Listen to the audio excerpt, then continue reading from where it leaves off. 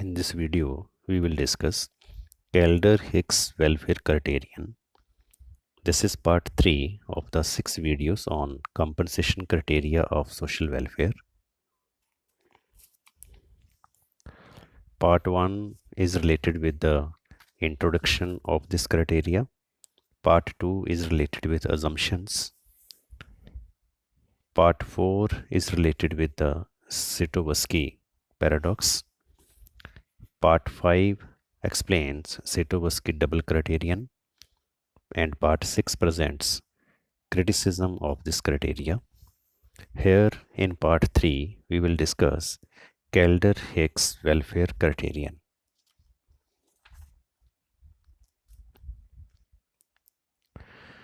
This criterion is given by Kaldor and Hicks in 1939.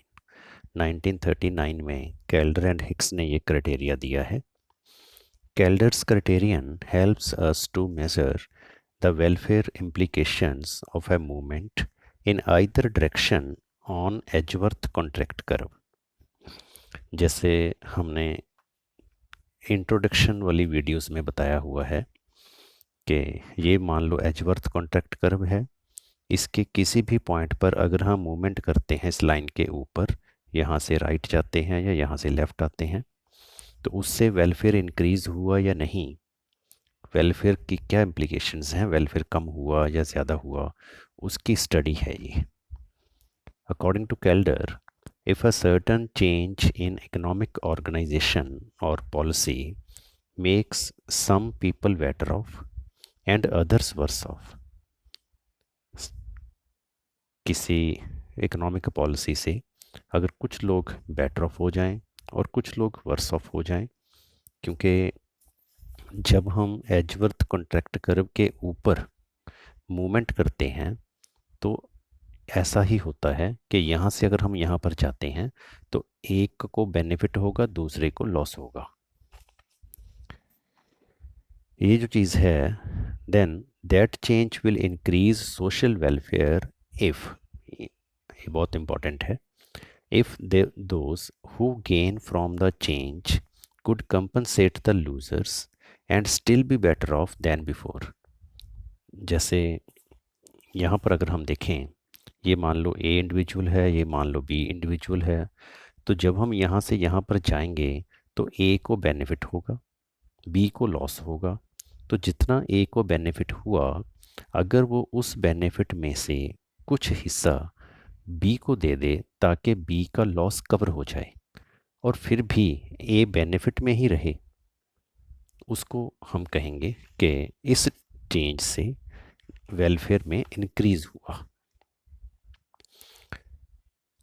Hicks supported Kaldor's principle and said that if A is made so much better, अगर A इतना ज़्यादा better हो जाए by the change, that he could compensate B, वो B को compensate करे for his loss and still have something left over, then the reorganization is unequivocal important. Unequivocal means no doubt कि बिना किसी शक के ये इम्प्रूवमेंट ही है. हिक्स ने भी सपोर्ट किया है कैल्डर के व्यू को, और हिक्स ने भी ये कहा है कि ए को अगर हम चेंज से बेटर बना दें, मान लो अगर हम ए को बेटर बना दें, मान लो अगर हम इसको क्वांटिफाई करें, सपोज ए का वेलफेयर हुआ 100, बी का मान लो लॉस हुआ 20, तो ए अगर बी को 20 रुपीज़ दे दे, ए अभी भी बेनिफिट में ही है और बी का बराबर हो गया लॉस. तो इस चेंज से सोशल वेलफेयर में इंक्रीज ही हुआ, क्योंकि जब हमने ये चेंज की, इस चेंज से क्या हुआ, ए को फ़ायदा हो गया, बी को लॉस हो गया, पर ए ने क्या किया, अपने फ़ायदे में से कुछ हिस्सा बी को दे दिया. तो ये चेंज जो है वो अच्छी चेंज मानी जाएगी, क्योंकि नेट इकॉनमी में इंक्रीज़ हुआ. और अगर मान लो ए बी को 20 से ज़्यादा अमाउंट दे दे, मान लो 40 रुपीज़ दे दे, फिर तो बी का भी गेन होएगा, ए का भी गेन होगा। मतलब ये 80 रुपीज़ का जो नेट गेन है, इसको हम ऐसे डिस्ट्रीब्यूट भी हो सकता है इकॉनमी में, ऐसे भी हो सकता है कि ये नेट गेन जो बचा ए के पास बच जाए। तो जो भी होगा मतलब नेट गेन 80 का बचेगा ही बचेगा इस एग्जांपल में, अगर हम ये चेंज करते हैं। तो इसको कहते हैं कंपनसेशन क्राइटेरिया। कंपनसेशन क्राइटेरिया क्यों कहते हैं? क्योंकि ए ने बी को कंपनसेट किया, ए ने बी का लॉस की भरपाई कर दी, कंपनसेट कर दिया। Calder Hicks criterion can be explained with the help of utility possibility curve. जैसे हम प्रोडक्शन पॉसिबिलिटी कर्व बनाते हैं दो इनपुट्स को लेकर, ऐसे ही ये यूटिलिटी पॉसिबिलिटी कर्व बनाई हुई है। यूटिलिटी पॉसिबिलिटी कर्व बिल्कुल प्रोडक्शन पॉसिबिलिटी कर्व की तरह ही है, इसके बेस पर इस क्राइटेरिया को एक्सप्लेन किया हुआ है। इस डायग्राम को अगर सीक्वेंस वाइज समझना हो तो कैसे स्टडी करेंगे हम? ये जो पॉइंट्स लगाए हुए हैं अल्फ़ाबेटिकल ही चल रहे हैं हम, पहले सी, फिर डी, फिर ई, फिर एफ, फिर G. Let we draw this diagram again step by step, ताकि आपको कंप्लीट डिटेल इसकी पता चल जाए, कैल्डर हिक्स वेलफेयर क्राइटेरियन की। आप भी डायग्राम जो है मेरे साथ साथ ड्रॉ कीजिए।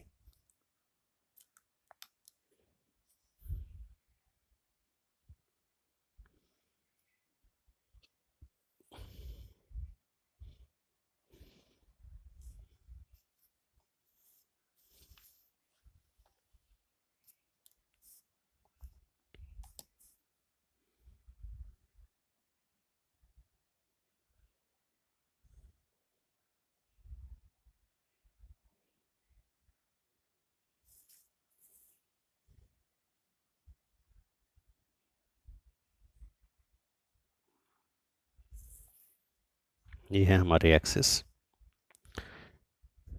ओरिजिन है ये x axis and y axis. On the horizontal axis we are taking A's ordinal utility,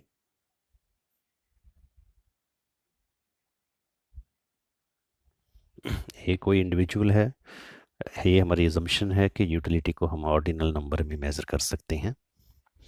and on vertical axis we are taking बीज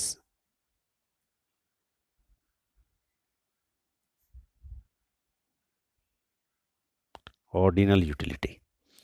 बी कोई और इंडिविजुअल है, ये इसकी यूटिलिटी है। हॉरिजॉन्टल एक्सिस पर हमने लगाया ए की यूटिलिटी को और वर्टिकल एक्सिस पर लगाया बी की यूटिलिटी को।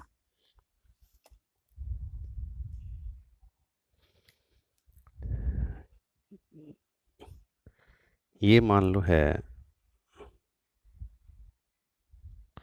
Utility possibility curve U1 U1, कोई भी हमने इसका नाम रख लिया, U for utility, 1 means first curve.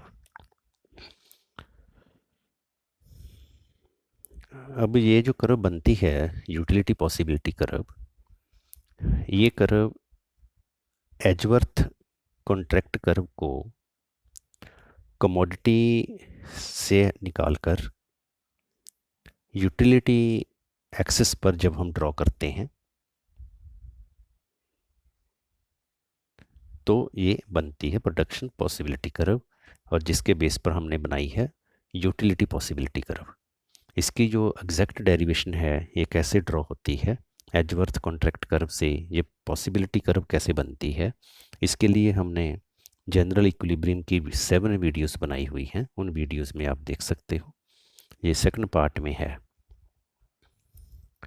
तो हमने क्या किया, हमने यूटिलिटी पॉसिबिलिटी कर्व बनाई, इस किसी भी पॉइंट पर प्रीटो ऑप्टिमैलिटी है, क्योंकि ये पॉइंट एजवर्थ कॉन्ट्रैक्ट कर्व का ही पॉइंट शो करता है। किसी भी पॉइंट पर अगर हम होंगे तो वो होगा प्रीटो ऑप्टिमैलिटी।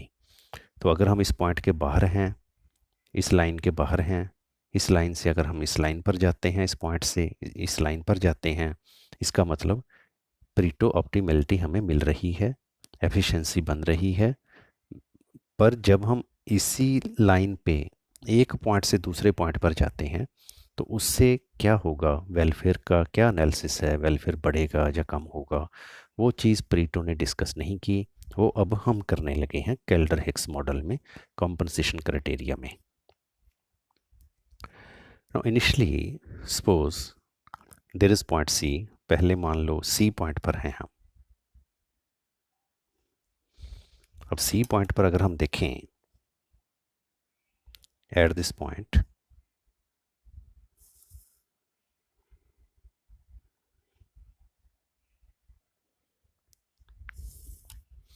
ये हमने पॉइंट कैसे लगाया, हमने कहीं पर भी ये पॉइंट लगा लिया एजवर्थ कॉन्ट्रैक्ट कर्व के बाहर, off O double F of the Edgeworth contract curve. तो यूटिलिटी पॉसिबिलिटी के अंदर हमने कहीं भी पॉइंट लगा लिया, ये प्रीटो ऑप्टिमम पॉइंट नहीं है।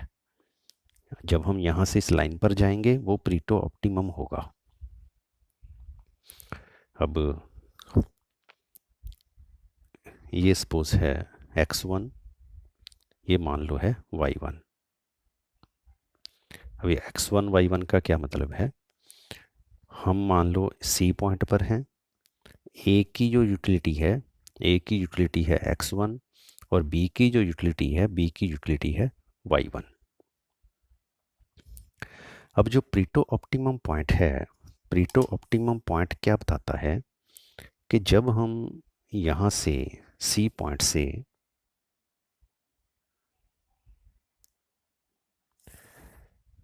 ये मान लो दो पॉइंट हैं, suppose this is E point, this is F point, कि अगर हम इस पॉइंट से इन दोनों पॉइंट पर कहीं जाते हैं, यहाँ से अगर हम यहाँ जाते हैं तो बी की यूटिलिटी बढ़ेगी, ए को कोई लॉस नहीं होगा। अगर हम यहाँ से यहाँ पर जाते हैं तो ए की यूटिलिटी बढ़ेगी, बी को कोई लॉस नहीं होगा। और अगर हम इसके बीच में कहीं आते हैं तो दोनों की यूटिलिटी बढ़ेगी। इसलिए ये प्रीटो ऑप्टिमम पॉइंट नहीं है। ये पॉइंट एंड इसके बीच में कोई भी पॉइंट प्रीटो ऑप्टिमम है। तो ये चीज़ तो प्रीटो एक्सप्लेन करते हैं कि जब हम इस कर्व के ऊपर नहीं होते, तो जब हम इस पॉइंट से इस कर्व के ऊपर जाएंगे इन दोनों पॉइंट्स पर या इन दोनों पॉइंट्स के बीच में, तो हमें वेलफेयर में इंक्रीज मिलेगा। इसलिए ये एफिशिएंसी वाला वेलफेयर पॉइंट है। बट अगर हम इस पॉइंट के कहीं और चले जाएं, मान लो हम डी पॉइंट पर चले जाएं, तो हम सी पॉइंट से डी पॉइंट पर चले गए, इस चीज़ की एक्सप्लेनेशन प्रीटो नहीं करते। तो अब वेलफेयर कम हुआ या ज़्यादा हुआ ये प्रीटो नहीं बताते। No doubt D point is better than C, क्योंकि ये यूटिलिटी पॉसिबिलिटी के अंदर है सी पॉइंट, डी पॉइंट इस पॉसिबिलिटी के ऊपर है। बट इसमें क्या हुआ, डी पॉइंट पर क्या हुआ, अगर हम डी पॉइंट पर देखें, जब हम सी पॉइंट से डी पॉइंट पर गए तो ए को यूटिलिटी में इतना लॉस हो गया,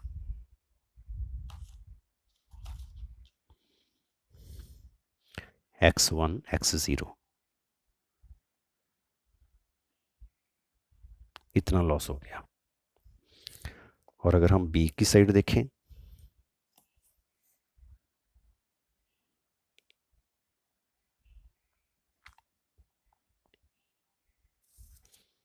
बी चला गया यहाँ पर y2 पर। अब बी को इतना गेन हो गया, लॉस को हमने दिखाया है रेड इंक के साथ और गेन को दिखाया है ब्लू इंक के साथ। अब जब सी पॉइंट से हम यहाँ पर या यहाँ पर जाते हैं या इसके बीच में आते हैं, वो तो जैसे एक्सप्लेन किया है प्रीटो ने कि ऑप्टिमम पॉइंट है, इसलिए कोई प्रॉब्लम नहीं है एक्सप्लेनेशन में। बट जब हम यहाँ से डी पर गए, अब प्रीटो साइलेंट है, क्योंकि इसमें क्या हुआ, इसमें एक को बेनिफिट हुआ, दूसरे को लॉस हुआ। तो जब हम डी की स्टडी करते हैं कि क्या डी पॉइंट बेटर है या नहीं, वो फिर हम कैल्डर हिक्स के कंपनसेशन क्राइटेरिया के थ्रू करते हैं। अब कैल्डर हिक्स के अकॉर्डिंग क्या है, देखो, जो बी है, बी को इतना गेन हो गया y1 y2, ए को इतना लॉस हो गया।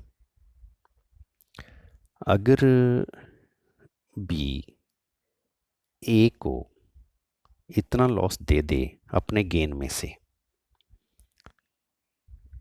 ई पॉइंट पर हम आ जाएं, सपोज ई पॉइंट पर आने से क्या हुआ, देखो,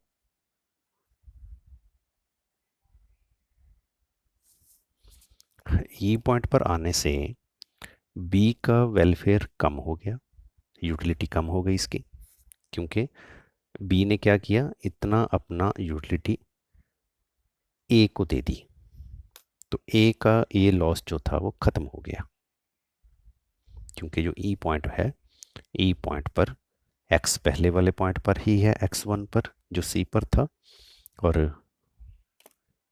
बी जो है, ए तो पहले वाले पॉइंट पर ही है x1 पर, जो बी है, बी आ गया अब मान लो y2 डैश पर।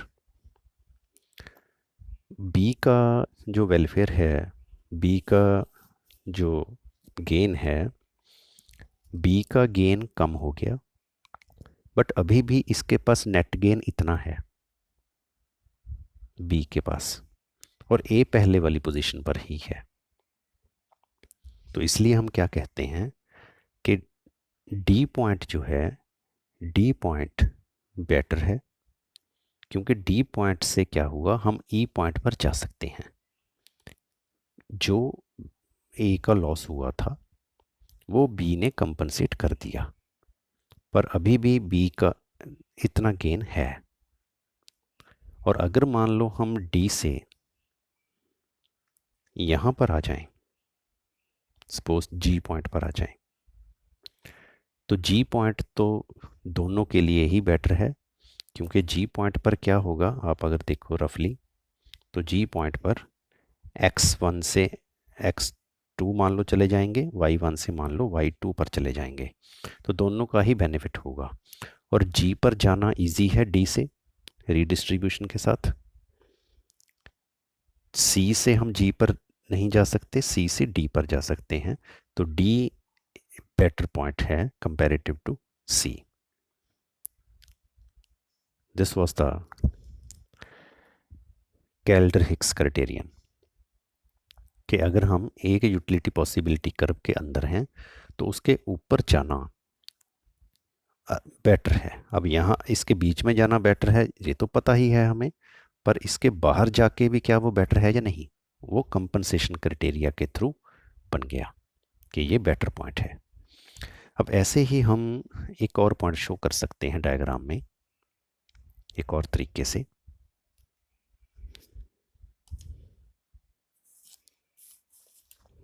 ये वाला पॉइंट, कि मान लो अपने पास दो यूटिलिटी पॉसिबिलिटी कर्व हों, एक लोअर एक हायर, लोअर पर जो पॉइंट है उसके कंपैरेटिव हायर पर जो पॉइंट है वो ज़्यादा बेटर है। इस डायग्राम को अगर हम स्टेप वाइज बनाएं, आप भी बनाओ साथ साथ।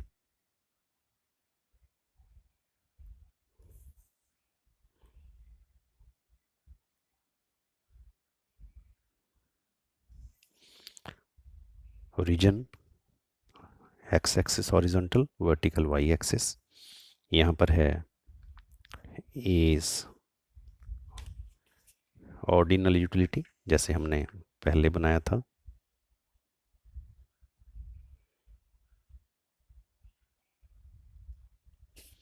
और यहाँ पर है 20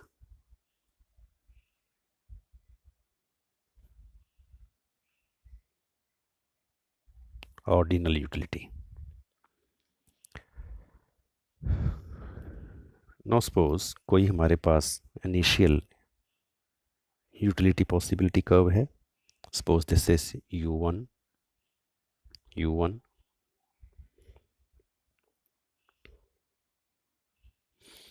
और इस यूटिलिटी पॉसिबिलिटी कर्व के मान लो हम पहले सी पॉइंट पर हैं। C point means A individual की यूटिलिटी है x1 एंड बी इंडिविजुअल की यूटिलिटी है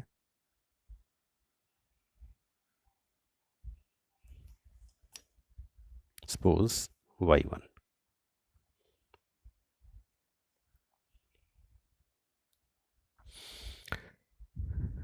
अब मान लो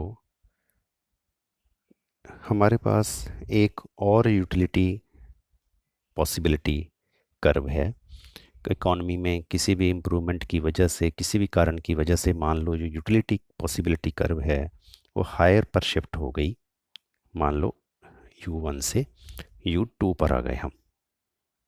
this is utility possibility curve 2 जो कि हायर लेवल पर है।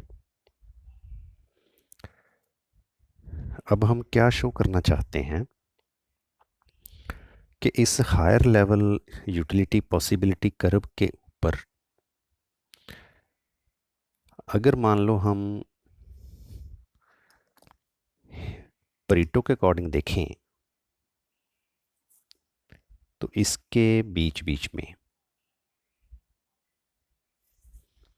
मान लो यहाँ से लेकर यहाँ तक सी से हम यहाँ पर जाते हैं तो क्या होगा, ए का वेलफेयर बढ़ जाएगा, बी का वेलफेयर सेम।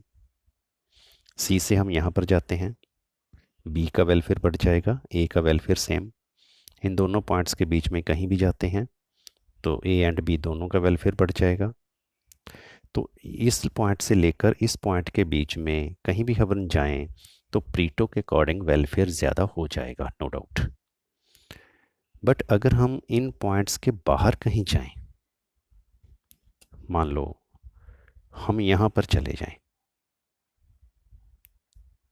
डी पॉइंट पर, तो क्या डी पॉइंट बेटर है या नहीं, इसकी जो एक्सप्लेनेशन है वो प्रीटो नहीं करते। क्योंकि डी पॉइंट पर क्या है, डी पॉइंट पर अगर हम देखें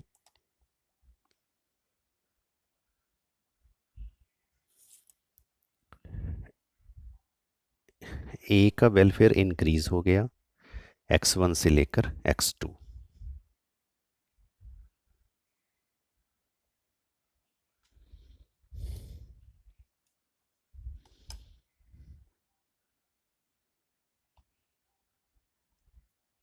बी का वेलफेयर कम हो गया,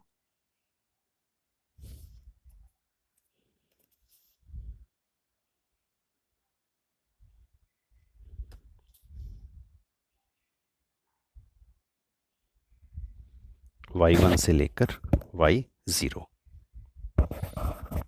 क्योंकि प्रीटो के अकॉर्डिंग जो होता है इस इन पॉइंट्स के बीच में, प्रीटो के अकॉर्डिंग एक का वेलफेयर इंक्रीज होता है, दूसरे का सेम रहता है, या दोनों का इंक्रीज होता है। प्रीटो के अकॉर्डिंग ऐसे नहीं होता कि एक का बेनिफिट इंक्रीज हो जाए दूसरे का कम हो जाए, वो एनालिसिस प्रीटो ने नहीं किया। तो काइल्डर हिक्स ने ये एनालिसिस किया है कि क्या डी पॉइंट बेटर है या नहीं।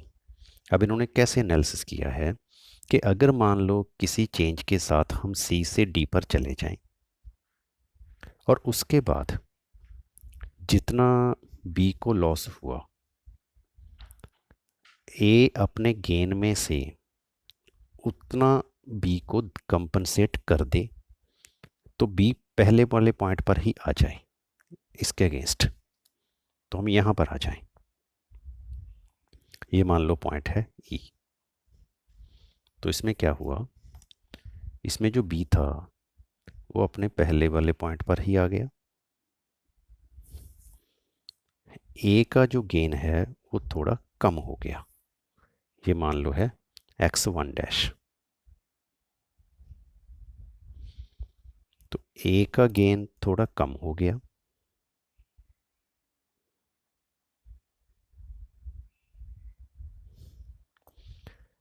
बी का गेन कंपनसेट हो गया लॉस जो था, तो बी अपनी पहली पोजीशन पर ही चला गया। ए का गेन थोड़ा सा ही कम हुआ, ए को अभी भी नेट बेनिफिट ही है इतना सारा। पहले बेनिफिट यहाँ से लेकर यहाँ तक था, इसलिए हम कहते हैं कि ई पॉइंट जो है वो बेटर है। तो ई पॉइंट हमने कैसे अचीव किया, डी से हम ई पर जा सकते हैं, इसलिए हम डी पॉइंट ज़्यादा बेटर है सी से। ई पॉइंट बेटर है ये तो हमें पता ही है, ये तो प्रीटो भी कहते हैं, बट डी पॉइंट बेटर है या नहीं सी के कंपैरेटिव, ये हिक्स ने कैल्डर ने ऐसे शो किया है कि डी पॉइंट सी पॉइंट से ज़्यादा बेटर है, क्योंकि हम डी पॉइंट से इस रेंज में कहीं भी आ सकते हैं, जैसे हम डी से ई पर चले गए। So this was about the Kaldor-Hicks welfare criterion. For complete explanation of the compensation criteria of welfare, social welfare, must watch all the 6 videos. Thank you. Thanks for watching this video.